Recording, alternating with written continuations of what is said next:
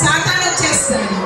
సాతాను నీ దగ్గర నుంచి పారిపోవాలి అంటే యేసయ్యా అని చిన్న కేకలే, ఐ లవ్ యూ యేసయ్యా, నాకు నువ్వు కావాలి యేసయ్యా, సాతాను బిడ్డగా నేను ఉండని యేసయ్యా, ఆ పాపము నుంచి ఆ శాపము నుంచి నాకు విడుదల దయచేయి యేసయ్యా అని చిన్న ప్రార్థన చేయి. యేసయ్యా అని కేక వేస్తే సాతానికి భయం అమ్మ.